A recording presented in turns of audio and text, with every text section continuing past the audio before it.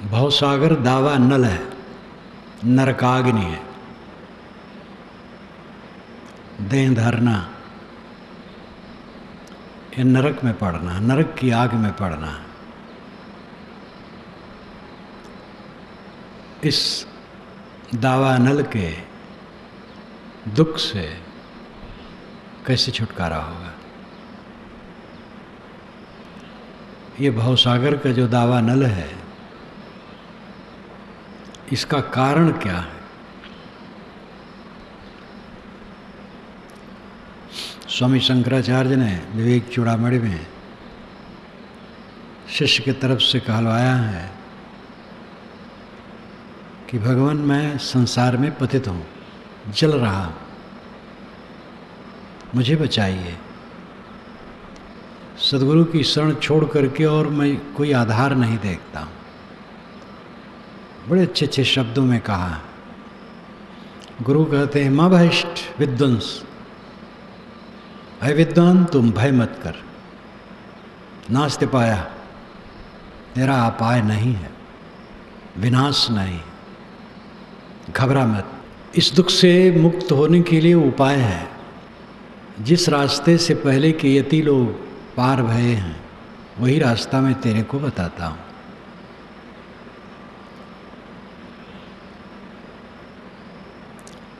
आगे उन्होंने कहा है परमात्मा तो तुझ परमात्मा को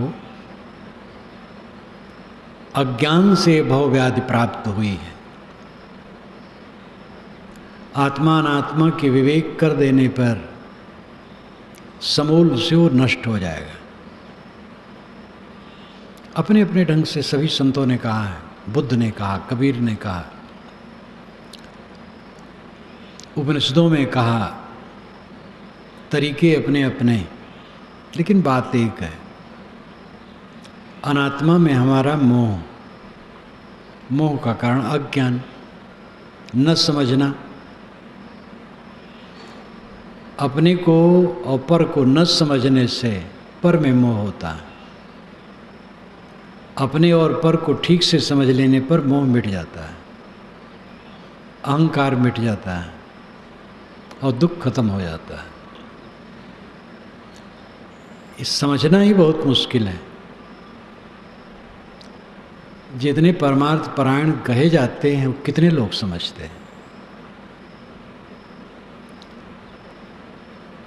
एक व्यक्ति के पूरे शरीर में आग लग गई हो और भाग करके सामने के तालाब में बुझाने चाहे, कोई और बात कर पाएगा वो? और नहीं कर पाएगा। ये तो मैंने उदाहरण दिया। किसी के शरीर में आग लगे तो पानी में नहीं उसको बुझाना चाहिए, उल्टा हो जाएगा। घर घर में एक बहुत बढ़िया दवाई है, आलू। कहीं शरीर में आग लगे तुरंत आलू कुचल करके पीस करके लेप देना चाहिए, फिर और दवाई खोजना चाहिए। ये मैंने बचपन में देखा। एक सज्जन के यहाँ एक फंक्शन था, विवाह था, क्या था याद नहीं, बहुत थोड़ी उम्र थी मेरी। जो उस फंक्शन में, कार्यक्रम में एक सक्रिय नाई था, कुछ कर रहा था आग के सामने, उसको आग लग गई पैरों में। कोई कहा पानी लाओ तो एक ने कहा अरे चुप चुप पानी मत ला, तुरंत आलू पीसा उन्होंने, लेप दिया। आलू सरल चीज़ है, सबके घर में प्राय हुआ करता है। तो उदाहरण दिया एक उदाहरण के लिए कि आग शरीर में लग गई हो, उसको बुझाने के लिए कोई तालाब में जा रहा हो, कुछ और बात नहीं कर पाएगा। जो सच्चा मुमुक्ष होगा वो तो अपने दुख को देखता है। मैं भवसागर के ताप में तप रहा,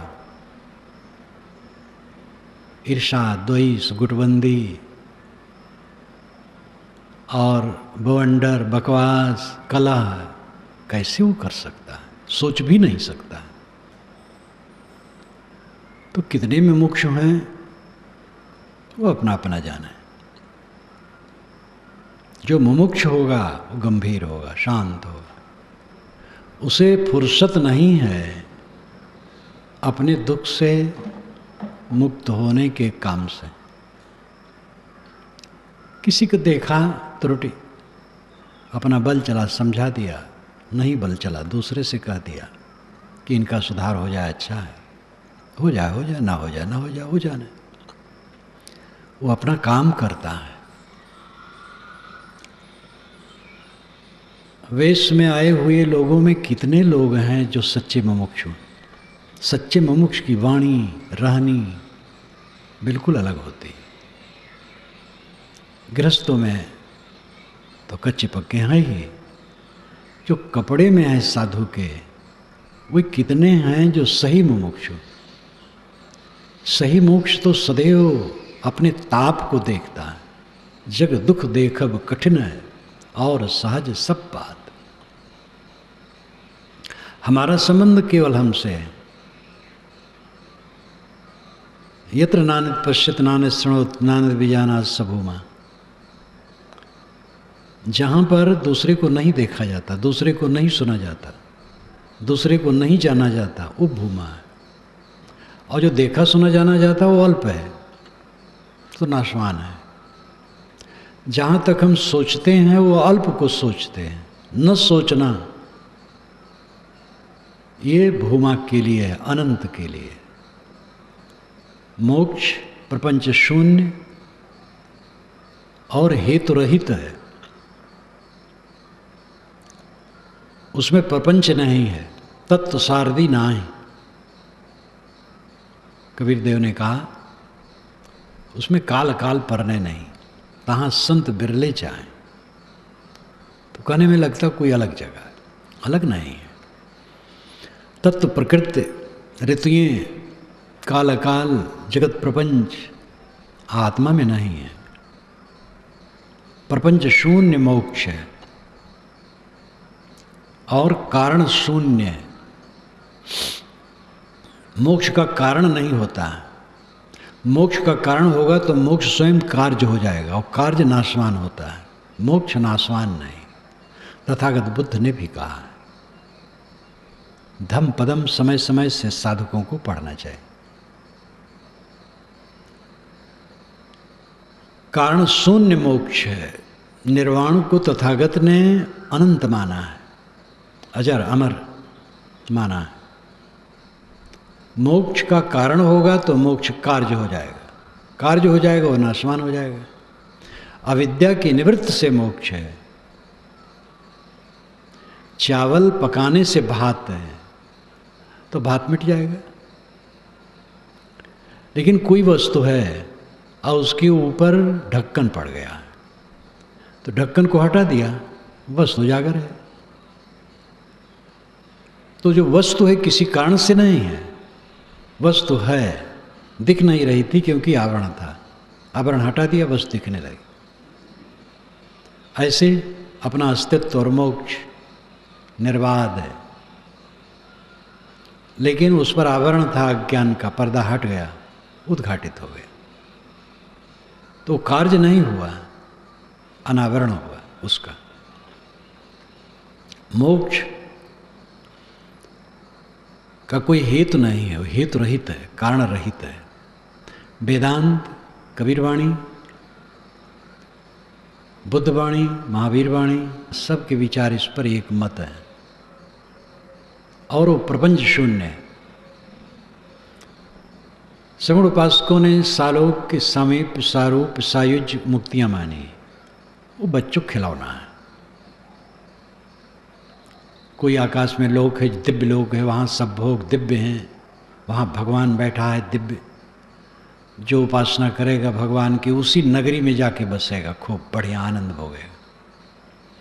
और करेगा तो उनके निकट बिल्डिंग उसकी बन जाएगी, और करेगा तो उसके रूप वाला हो जाएगा, और करेगा तो उसी में डूब जाएगा। ये बच्चों खिलौना जैसा। मोक्ष है शेष रह जाना, कोई लोक लोकांतर नहीं, कोई भगवान भवानी उसमें नहीं, कोई द्वैत नहीं, स्वयं स्वरूप है। कारण शून्य, प्रपंच शून्य मोक्ष है।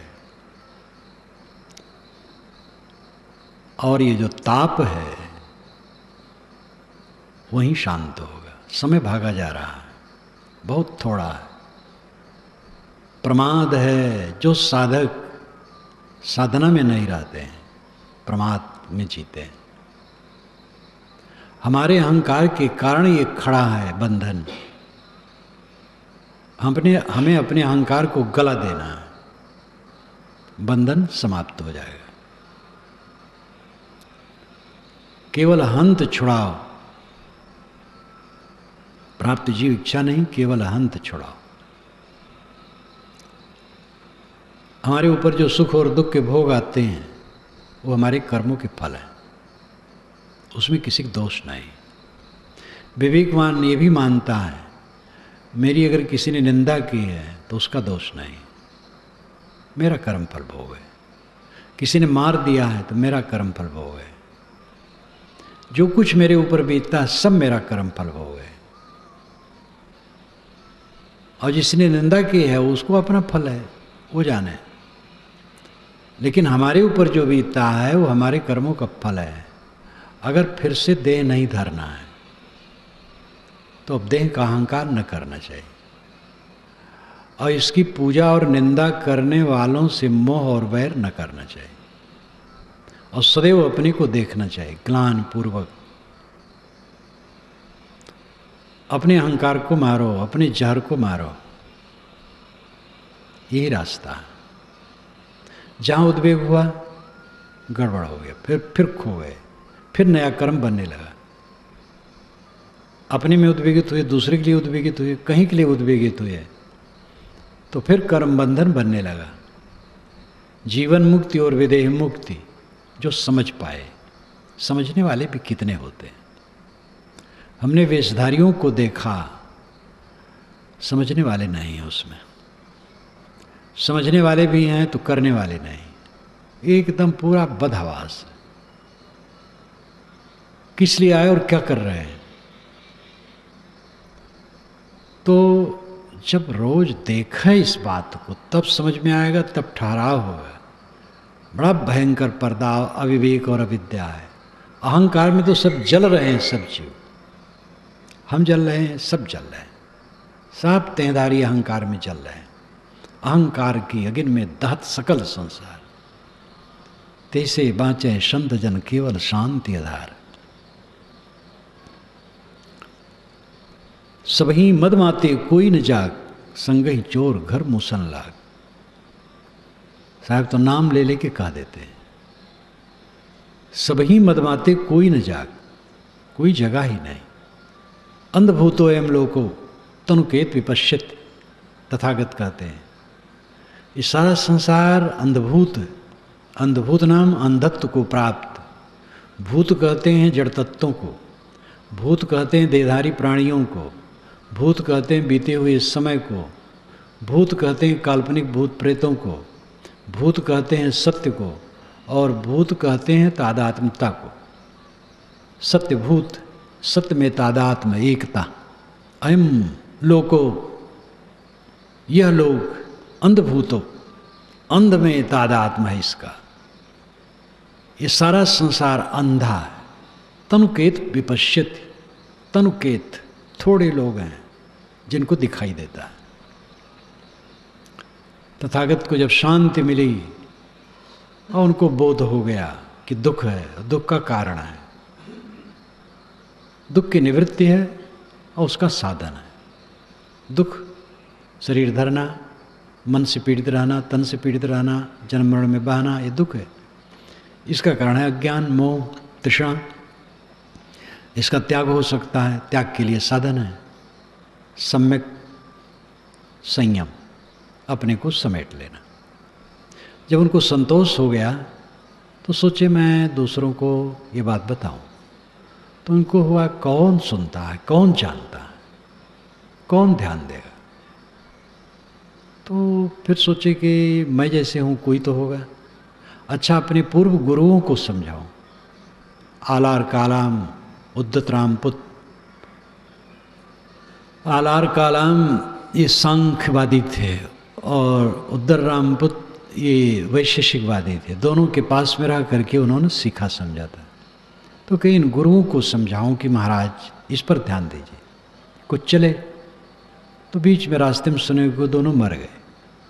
तब बनारस की तरफ लौटे, अपने पुराने पंचवर्गीय भिक्षुओं को समझाने, मित्रों को। तो कितने लोग समझने वाले हैं, लेकिन जो समझे उनका काम होगा, जो न समझे वही जाने, वे सूरवीर हैं। जो समझता है जिंदगी को, जो समझा जिंदगी को रोता है। अपना पापी शरीर, पापी मन, पाप से शरीर बना, विषय वासना से शरीर बना। विषय वासना हमारे मन में थी तब देह में आया।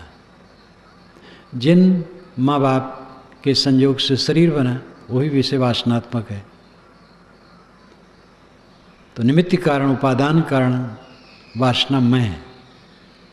ये पाप से शरीर बना, पाप का शरीर धारण करके हम लोग जी रहे हैं। इसमें असावधानी करने से नहीं बेड़ा पार होगा। सावधान, इस पाप से अपने को निकाल लें। ये मानव शरीर में सुबसता है, पाप से बना है, साथ साथ ये पुण्य का स्थान है। पानी में ही तैरा जाता, पानी में डूबा जाता है। वही चाबी एक तरफ घूमती है ताला बंद होता, वही चाबी दूसरे तरफ घूमती है ताला खुलता है। यही शरीर है, यही मन है, इसके द्वारा साधना करके हम मुक्त हो सकते हैं। और इसके द्वारा बंधन तो सब बना ही रहे हैं। सब सूरवीर लोग बंधन बना रहे हैं, गृहस्थ बना रहे हैं, साधु वेशधारी बना रहे हैं, ब्रह्मचारी बना रहे हैं, बड़े समारोह के साथ अपना बंधन बना रहे हैं।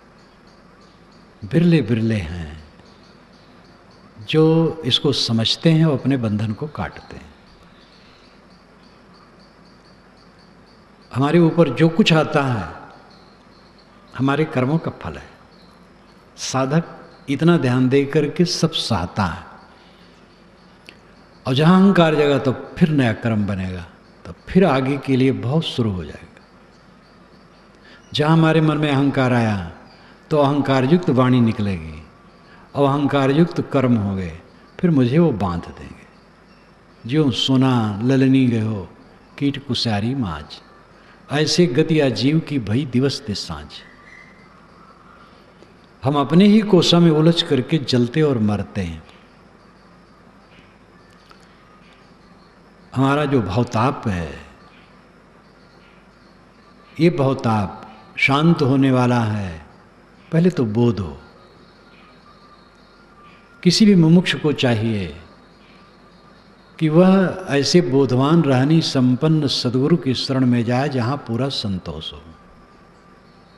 मानो पहुँच गया है, नहीं समझ पाया, कुछ दिन धोखे में रहा, जान लिया कि ये तो गड़बड़ है, ये मोह अज्ञान तृष्णा इत्यादि से ग्रस्त है, तो छोड़ देना चाहिए साधक को वीरतापूर्वक। और ऐसे सद्गुरु की खोज करना चाहिए कि जो सही हो, और फिर वहाँ आधार लेके अपना काम करे। सद्गुरु के बिना एक काम नहीं होगा, आधार चाहिए। समझ लेने के बाद भी आधार चाहिए। पता नहीं मन कहाँ भटक जाता है, व्यवहार में कहाँ भटक जाएगा। किसी का अदब चाहिए, लिहाज चाहिए, और किसी का ऐसा जीवन चाहिए कि जिसके जीवन से प्रेरित हो करके साहस हो आगे बढ़ने के लिए। तो ऐसा पूर्ण सद्गुरु के आधार में ही संभव है। वेदांती लोग श्रोत्री ब्रह्मनिष्ठ कहते हैं, पारखी लोग बोध और रहनी संपन्न कहते हैं। बात दोनों एक है। श्रोत्री का मतलब जो बहुत सुना हो। पहले किताबें नहीं थी, गुरु सुनाते थे, से सुनता था, और सुनते सुनते महाविद्वान हो जाते थे।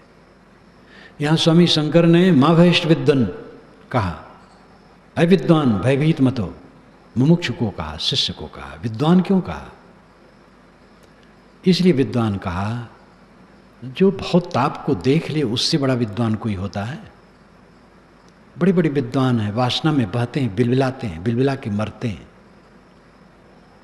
जो भाव के ताप को देख ले वो विद्वान है।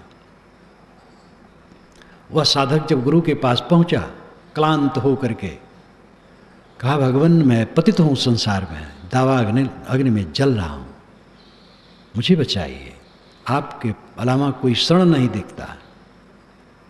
तब गुरु ने कहा, मैं भ्रष्ट विद्वान, माँ भ्रष्ट विद्वान, अविद्वान भय मत कर। विद्वान उसको कहा गुरु ने, जो अपने दुख को जान ले वो विद्वान है। और तो पोथी पुराण पढ़ने वाले बहुत हैं। और जहाँ कोई अपने दुख को जाना वो नम्र हो जाएगा और अपने अहंकार को गलाएगा। अहंकार जहाँ उदय हुआ फिर नया कर्म बनेगा। हमें किसी ने गाली दी, हमें किसी ने मारा, हमारी निंदा की, हमारा कर्म फल भोगे, हम साले देह धरे हैं तो ऐसा हो जाता है। हम अहंकार करेंगे तो फिर हमारा नया कर्म बनेगा। बदला लेना चाहेंगे, दुख देना चाहेंगे, फिर हमारा कर्म बनेगा और फिर भवबंधन से छुटकारा नहीं। इसी गुत्थी में जीव भटकता रहता, नरक भोगता रहता है। मालूम होता है ये सब सच है, घर द्वार आश्रम संबंध सब ऐसे रहेगा, देखते देखते बस छूट जाएगा, कुछ सत्य नहीं। जो मिलता है झूठ है, जिसको मिलता है वो सच है। मैं सच हूँ और जो मिलता है झूठ है। मिलता है छुटता है, मिलता है छुटता है, उसमें क्या गांठ बांधे, कहाँ अहंकार करे। मैं सच हूँ, मैं सब समय रहता हूँ, मैं सब समय हूँ। और जहाँ अहंकार किया तहाँ फिर नया कर्म बनेगा, फिर जीवन मुक्ति नहीं होगी। जीवन मुक्ति नहीं होगी, विदेह मुक्ति नहीं होगी। इसलिए स्वयं अहंकार उदय न होने दे अपने में, अपने में कामना और तृष्णा उदय न होने दे। सब साल है, पूरा साल है, पूरा साल है। व्यवहारिक के लिए जो व्यवहारिक आदमी हैं उनको न्याय दंड भी देना लेना पड़ेगा। सहने वाले को भी अगर वो परिवार समाज चलाता है तो उसको न्याय दंड ये सब भी करना पड़ेगा। तो न्याय दंड में कोई क्रोध नहीं रहता।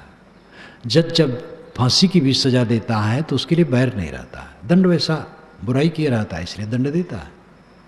इसी प्रकार माता पिता, गुरु, समाज के प्रबंधक, पार्टी के नेता या और भी जहाँ जहाँ कुछ लोगों को लेकर चला जाता है वहाँ न्याय दिया जाता है, दंड दिया जाता है। दंड भी कल्याण के लिए है, तो वो पाप नहीं, हित के लिए। व्यक्तिगत साधना के लिए ये नहीं है। हमें किसी ने गाली दी तो हम दंड न दें, हमारा किसी ने अपमान किया, हमें किसी ने मारा तो हम दंड न दें। मोक्षार्थी के लिए मैं कहता हूँ, जो मोक्ष चाहे, मोक्ष का अर्थ है शांत चाहे, इस जीवन में सच्चा सुख चाहे, आनंद से जीने का ये जीवन है। बिस्तर पर पड़ो, सो जाओ 5-6 घंटे। मैं इस बुढ़ापा में 5-6 घंटे सोता हूँ, 5 से 6 तक, और एक नींद रहती है और दिन भर आनंद कंद रहता हूँ, जागता हूँ, सब समय आनंद है। दुख नाम की चीज़ कहीं है ही नहीं। और खूब प्रसन्न आह्लादित हो करके मैं उस प्रपंच शून्य स्थिति को देखता हूँ जो बिल्कुल आ जाने वाला है, जब कुछ भी नहीं रहेगा। गाड़ी नींद में जाता हूँ कुछ नहीं रहता है, ध्यान में जाता हूँ कुछ नहीं रहता है। ये हमारी देह छूट जाएगी, कुछ नहीं रहेगा। सबकी देह छूटने वाली है और कुछ पता नहीं। इसमें जो जवान बैठे हैं अहंकार न करें, जवान भी चले जाते हैं। हमारे पास एक 22 वर्ष का जवान हमारे कमरे में ही चला गया, कई वर्ष हो गए। अब मैं बूढ़ा भी बैठा हूँ, मेरा भी 8वां दशक है समाप्ति वाला। तो ये शरीर तो जाने वाली चीज़ है और ये जाए, इसकी ज़रूरत क्या है? यही तो बहुत दुख है। जो सदैव अपने को शरीर से निकाले रहता है, देह में रहते रहते वो सब समय मुक्त है, आनंद कंद है। भय नाम की चीज़ नहीं, दुख नाम की चीज़ नहीं, संताप नाम की चीज़ नहीं। जो रहने वाली चीज़ नहीं उसके लिए संताप, नाम रूप के लिए संताप। अभिलाष को किसी ने कुछ कह दिया, अभिलाष कोई चीज़ नहीं है, काल्पनिक जोड़ है कुछ अक्षरों का। कागज पर लिखो तो स्याही और कागज, बस वो क्या वही स्याही कागज में हो। और ये हाड़ चाम के ढांचे को लेकर के कहो ये अभिलाष है, तो हाड़ चाम का ढांचा में हूँ। अभिलाष कोई चीज़ है ही नहीं। अभिलाष को किसी ने गाली दी हो, अपमान किया हो, अनादर किया हो, बहुत खुशी की बात है। यही तो मुझे संताप दे रहा है, इसका अहंकार गल है। हम किसी को संताप न दें, हम किसी को गाली न दें। अगर मुक्ति चाहते हो तो अपना अहंकार छोड़ो। अहंकार से सोचना गलत हो जाता है। अहंकार एक अंधकार है, सोचना गलत हो जाता है, फिर बोलना गलत हो जाता है, फिर करना गलत हो जाता है। बस इसी जाल में वो फंस करके बंधन में हो जाता है। अहंकार शून्य हो गया, सोचना सरल, बोलना सरल, करना सरल, फिर खुल गया बंधन। इसी में तत्पर रहे। जोरों कर डोले पुक चाले, तोलो आस न कीजिए, कहीं कबीर जी चलत नदी से ताश बचन का लीजिए। जब तक हाथ चलते हैं, पैर चलते हैं, तोलो आस न कीजिए, तब तक दूसरे की आशा न करो। एक अर्थ है। दूसरा अर्थ है, जब तक हाथ पैर चलते हैं, जब तक जीवन है, सब समय निष्काम रहो, किसी की आशा मत करो, निष्काम। कहें कबीर जी चलत नदी से ताश बचन का लीजिए। साहब कहते जो चलते नहीं दिखता उसका वचन क्या लेना। दो अर्थ इसमें भी श्लेष हैं, श्लेष हो सकते हैं। साहब का क्या मन था तो हम नहीं जानते। जो चलता नहीं है, रहनी में है, उसके वचन को क्या लेना।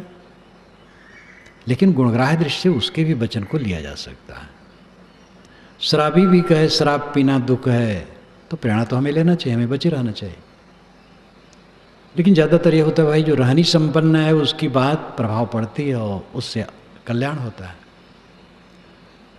दूसरी बात है, कहें कबीर जी चलत नदी से। साहब कहते जिस तन धन को साथ में चलते नहीं देखते हैं, वचन मात्र से उसका आदर क्यों करें। देही को लेकर के तो सारा कला है। मुझे किसी ने कुछ कह दिया, अपमान कर दिया, गाली दे दी, अब मेरे साथ नहीं है, तो उसमें अपने को जोड़ करके मैं क्लेश करूं और उसके प्रति बैर करूं, तो वो बंधन फिर तैयार। अपने अहंकार को हम गलावें। अहंकार गला,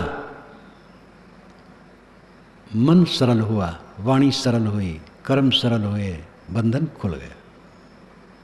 अब कुछ नहीं रहा, शून्य, प्रपंच शून्य हो गया। और हेतु शून्य तो है ही है, मोक्ष कोई कारण से नहीं है, स्वतः है। आवरण था, हट गया, अहंकार का आवरण हट गया और आत्मा कृतार्थ हो गया। जब तक जीवन है फिर अहंकार उदय न हो। जहाँ अहंकार हुआ फिर बंधन का जाल शुरू हो जाएगा। अबोध राग उत्पत्ति कर्म बोध विराग से नाश, विशाल देव ने कहा शांत शतक में। अबोध और राग से कर्मों की उत्पत्ति होती है, बोध और वैराग से उसका नाश होता है। अबोध में देह हूँ, राग विषयों में चिपकाहट, इसी से बंधन बनता है। मैं शुद्ध चेतन हूँ, ये समझ लिया और मोह छोड़ दिया बाहर का, बस मोक्ष हो गया। तो अपने अहंकार को मारना और सबकी सह लेना, प्रतिक्रिया लेकर के नहीं। उसने हमें कहा ये सोच करके नहीं, जिसने कहा सब ठीक कहा, कम कहा और कहना चाहिए, ये सोचे। सह लेना, निर्विकार भाव से रहना, ये मुक्ति अवस्था है। और जहाँ फिर अहंकार शुरू हुआ फिर बंध गए, झट झट बंधन और मोक्ष आ जाने की संभावना है। इसलिए मुमुक्ष जो समझ पावें और करने की इच्छा हो, वो ऐसा काम ऐसी रहनी में चले। कोई कुछ अपमान निरादर कर दिया उसको सह लें और स्वयं किसी की निरादर न करें, प्रतिक्रिया रहित रहे, सबके लिए हित कामना रखे, स्वयं अहंकार उदय होने न दे, कटवचन न कहे, अपने को संभाल के रखे।